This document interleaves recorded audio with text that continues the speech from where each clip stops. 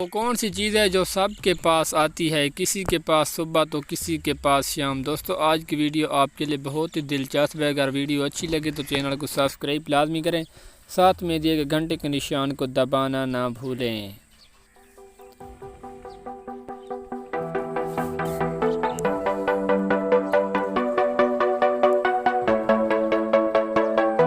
जी हाँ, तो नाजरीन ये है नींद। किस जगह पर सूरज एक दिन में 16 मरतबा तलू और ग़रूब होता है?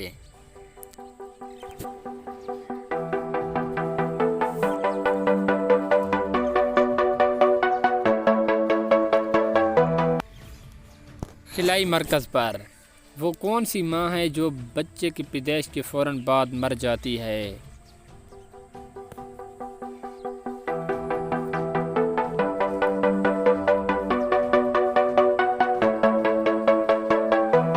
तो ये है बिच्छू। किस रंग को इटली में लड़ी जाने वाली जंग से मंसूब किया जाता है?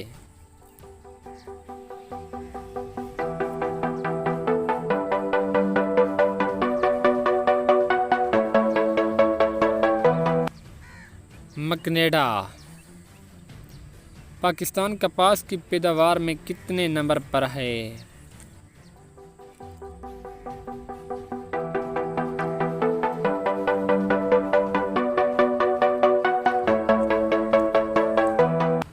जी हाँ दोस्तों, पाकिस्तान कपास की मिकदार में चौथे नंबर पर है।